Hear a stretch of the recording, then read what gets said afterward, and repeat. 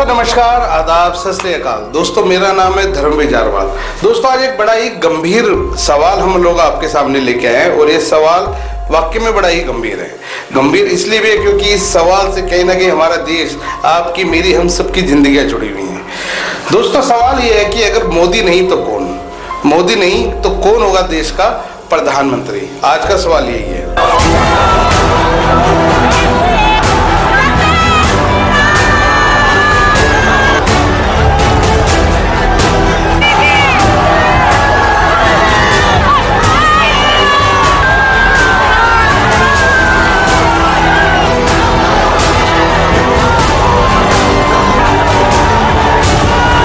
दोस्तों आप सभी जानते हैं 2014 से लेके आज 2024 तक प्रधानमंत्री नरेंद्र मोदी बीजेपी की सरकार रही और तब से लेके आज तक बीजेपी सरकार ने बहुत सारे देश के लिए, प्रधानमंत्री मोदी ने देश के लिए बहुत सारे काम भी किए हैं। वो बात दूसरी है कि विपक्ष को प्रधानमंत्री मोदी के करे हुए काम नहीं दिखते हैं। और वैसे मेरा ये मानना भी है कि जो सच में विपक्ष है, जो विपक्ष बिल्कुल निष्पक्ष है, उसका काम होता है कि जहां सरकार देश के लिए अच्छे काम करे उनकी सराहना करे, जो काम वो गलत कर रहे हैं उनकी निंदा भी करे, आलोचना भी करे, और ये होना भी चाहिए। परंतु हो क्या रहा है कि हमारे देश के अंदर सरकार सही करे या गलत, उनको सिर्फ आलोचना ही झेलनी पड़ रही है। दोस्तों सबसे पहले आज हम बात करते हैं प्रधानमंत्री मोदी की, जिनकी सरकार आने के बाद देश में क्या क्या उपलब्धियां हुई हैं, देश में क्या क्या बदलाव आए हैं। दोस्तों देश के अंदर एक जमाना था जब लोग घर से बाहर गाड़ी से, बसों से अगर किसी दूसरे स्टेट में जाते तो थर्ड क्लास रोड हमारे देश के अंदर हुआ करते थे। हमारे देश के अंदर इतने खराब रोड थे कि उन पे निकलने के लिए लोगों को सोचना पड़ता था। कई बार हजारों लोग इन्हीं खराब सड़क दुर्घटनाओं का शिकार भी हुए, कई लोगों की जान गई है।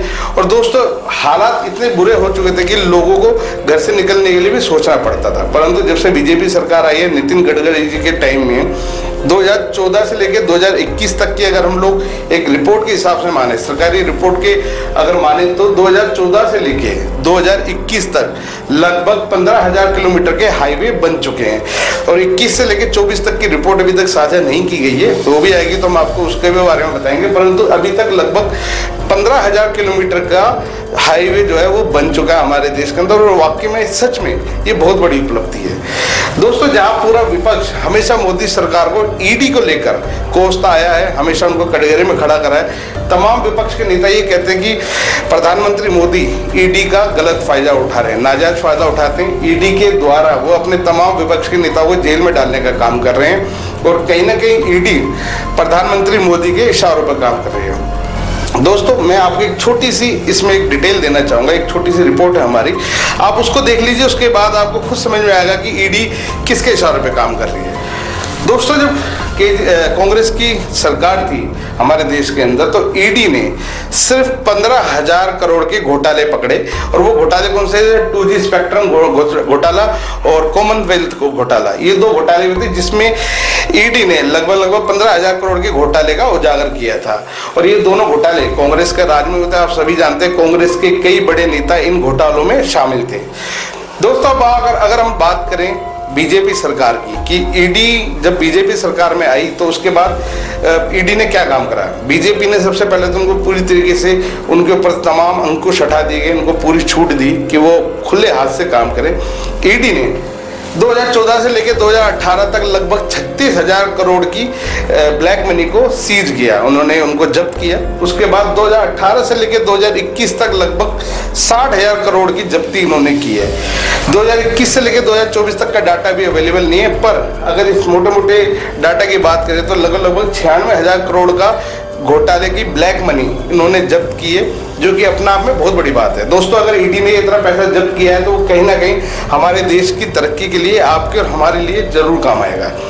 दोस्तों तो इस तरह की कई सारे जो उपलब्धियां हैं मोदी सरकार में हुई हैं। और अगर हम बात करें मेक इन इंडिया की, स्टार्टअप इंडिया की, घर घर शौचालय, दोस्तों आप शायद मानेंगे नहीं इस बात को कि हमारे हिंदुस्तान में बीजेपी सरकार आने से पहले लाखों महिलाओं का बलात्कार होता था, वो भी सिर्फ इस वजह से कि उनके घर में शौचालय नहीं होता था, क्योंकि शौच के लिए उनको जंगल में, खेतों में जाना पड़ता था, जहां उनको अपनी आबरू के साथ लोगों के खिलवाड़ करने से बचाना पड़ता था। कई बार महिलाओं की आबरू इसी वजह से चले गई है क्योंकि रात बेरात वो खेतों में गई हैं सोच के लिए, और जहाँ उनको अपनी आबरू से हाथ भी धोना पड़ा है। तो इस तरह की घटना हुई है। और दोस्तों मैं अगर बात करूँ अपनी, मैं खुद राजस्थान से, और मेरे गाँव के अंदर पहले शौचालय नहीं हुआ करते थे। महिलाओं को खेतों में जाना पड़ता था या जंगल में जाना पड़ता था, जो कहीं ना कहीं उनको अपनी इज्जत के साथ एक समझौता करना पड़ता था, क्योंकि शौच के लिए तो जाना पड़ेगा ही। परंतु मोदी सरकार आने के बाद बाकायदा बाथरूम बनाने के लिए, शौचालय बनाने के लिए लोगों को पैसा दिया है, जिसके बाद आज के समय में हर घर में शौचालय। मेरे हिसाब से ये सबसे बड़ी उपलब्धि है, क्योंकि कहीं ना कहीं इसकी वजह से जो एक महिलाओं के प्रति जो अपराध हो रहे थे वो खत्म हुए हैं। महिलाएं आज सुरक्षित है और कहीं ना कहीं आज उनको एक वो जो इस तरह की घटनाओं से, मतलब अब वो बच रही हैं इस तरह की घटनाओं से। इस तरह की घटनाएं बहुत कम हो गई हैं। अब कम से कम उनको शौचालय जाने के लिए सोचना नहीं पड़ता। दोस्तों तो ये मोदी सरकार की मेरे हिसाब से बड़ी अच्छी उपलब्धि है, और ये वो काम है जो लोगों को करना चाहिए था। प्रधानमंत्री आवास योजना की अगर हम लोग बात करें तो उसके अंतर्गत भी लाखों लोगों को घर मिले हैं, और जिनके पास घर नहीं थे उनको बाकायदा सरकार ने पैसे भी दिए कि भैया आप पैसा लो अपना घर बनाओ। ये बहुत बड़ी बात है, क्योंकि बहुत सारे हमारे देश में आज भी ऐसे गरीब तबके हैं जिनके पास घर तो है पर उनके पास पक्की छत नहीं है। तो उनको पक्की छत बनाने के लिए सरकार ने पैसा दिया और लोगों ने बनाया भी। ये बहुत बड़ी उपलब्धि है। तो इस तरह की और बहुत सारी उपलब्धि है, पर अगर विपक्ष उन सब चीज़ों को बिल्कुल नज़रअंदाज कर दे तो उनका कहना ही क्या। दोस्तों आज अगर हम बात करें विपक्ष की, इंडिया गठबंधन की, तो इनके अंदर जितने भी तमाम नेता हैं, जैसे अरविंद केजरीवाल हो गए, राहुल गांधी हो गए, अखिलेश यादव, ममता बनर्जी, तेजस्वी यादव, ये तमाम ऐसे नेता हैं जिन्होंने या इनके परिवार के लोगों ने खूब जमकर देश को लूटा है। अरविंद केजरीवाल की बात करें तो अरविंद केजरीवाल खुद और उनके तमाम नेता आज तिहाड़ जेल में बंद है, शराब घोटाले के चक्कर में, मोहल्ला क्लिनिक घोटाले के चक्कर में, शीश महल घोटाले के लिए, दिल्ली जल बोर्ड घोटाले के लिए। अरविंद केजरीवाल जब सरकार में आए थे इन्होंने इतने सारे वादे करे थे। आज मैं ये पूछता हूँ कि आज उनके वो वादों का क्या हुआ। इस चुनाव में अरविंद केजरीवाल जी गारंटी बांट रहे थे कि हम गारंटी से हमारी सरकार आएगी तो हम ये कर देंगे, हम दिल्ली को साफ कर देंगे, यमुना साफ कर देंगे, फ्री वाईफाई देंगे, युवाओं को रोजगार देंगे। मैं इनसे सिर्फ ये पूछना चाहता हूँ कि जब वो सरकार में आए थे तो इन्होंने तमाम वादे किए थे, उन तमाम वादों का, उन तमाम गारंटी का क्या हुआ? क्या यमुना साफ हो गई? क्या लोगों को फ्री वाईफाई मिल गया? क्या आज दिल्ली साफ हो गई है? दिल्ली के अंदर आज भी लोगों को नाले जैसा गंदा पानी पीने को मिल रहा है। और उन सबसे खतरनाक बात ये दोस्तों, दिल्ली के अंदर जिस तरह का वातावरण है, दिल्ली के अंदर जितना पोल्यूशन है, वो कहीं ना कहीं लोगों को कैंसर का मरीज बना रहा है। अरविंद केजरीवाल ने आज तक दिल्ली के पोल्यूशन के लिए कुछ नहीं किया, बल्कि में इन्होंने दिल्ली के दोनों तरफ कूड़े के पहाड़ खड़े कर दिए, जिनकी वजह से दिल्ली में और पोल्यूशन फैल रहा है। इन्होंने करोड़ों रुपए की लागत से स्मोक टावर बनाया था, फोक टावर बनाया था। आज वो फोक टावर पूरी तरीके से जंग में तब्दील हो रहा है, बंद पड़ा है, आज तक वो नहीं चला है। और करोड़ों रुपए के जो पैसे लगाए थे दिल्ली सरकार के थे, जो पैसे हम आम जनता के पैसे, टैक्स के पैसा था, उसको बर्बाद कराया। दोस्तों आज भी इन्होंने अपने जितने वादे किए थे उसमें से एक पूरा नहीं किया। ये वही अरविंद केजरीवाल है जो तमाम नेताओं को, विपक्ष के तमाम नेताओं को गालियां देते थे, और इनके हिसाब से पूरी दुनिया में, पूरे हिंदुस्तान में इकलौते यही एक ईमानदार आदमी है, बाकी तमाम नेता भ्रष्ट हैं। और आज इन तमाम भ्रष्ट नेताओं के साथ ये भी उनके साथ मिल गए हैं। दोस्तों राहुल गांधी, जिनको आज तक लोग सीरियस नहीं लेते हैं, राहुल गांधी 2019 में अपना लोकसभा का चुनाव भी हार गए थे बड़ी बुरी तरीके से, अमेठी से। और क्या आज के टाइम में आपको लगता है कि राहुल गांधी अगर जीत गए तो क्या वो प्रधानमंत्री बनने लायक हैं, जैसा कि वो सपना देखते हैं? ये हम आपके ऊपर छोड़ते हैं। अखिलेश यादव की बात करें तो अखिलेश यादव के ऊपर आप खुद जानते हैं बीजेपी ने टूटी चोर का एक तबका उनके ऊपर लगा रखा है, एक तमगा लगाया हुआ है कि भाई अखिलेश यादव अपने बंगले से जब निकले तो टूटियां चुरा के ले गए थे, जो कि अपना में बड़ी बात है। और यूपी की राजनीति आप लोगों से छुपी नहीं है, यहाँ की राजनीति पर्सनल राजनीति है, मतलब जो जीत जाता है हारने वाले से पूरी खुंदक निकालता है वो अपनी।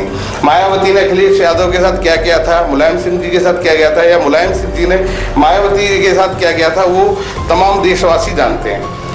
दोस्तों बात करें तेजस्वी यादव की, तो इनके पिता तो खुद चारा घोटाले में लिप्त हैं, आप सभी जानते हैं, जेल काट चुके हैं और अभी भी वो एक अपराधी के तौर पर ही देखे जाते हैं। आज तेजस्वी यादव इनके और इनके परिवार के ऊपर खुद एक केस चल रहा है, लैंड फॉर जॉब। इन्होंने नौकरियां देने के नाम पर लोगों की जमीनें हड़प ली हैं, वो केस भी इनके ऊपर चल रहा है। दोस्तों ऐसे ऐसे नेता हैं ये लोग क्या अगर जीत भी गए क्या देश का भला कर पाएंगे?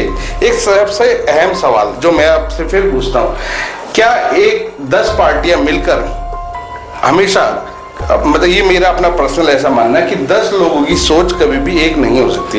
ये 10 पार्टियां आज एक साथ मिल गई हैं। इन 10 पार्टियों इन तमाम पार्टियों के जो नेता हैं, क्या इनकी सबकी सोच एक जैसी है? आप सभी जानते हैं पिछले इलेक्शन में भी अखिलेश यादव और राहुल गांधी के बीच में कितने विवाद हुए थे, आपने सभी ने देखा होगा।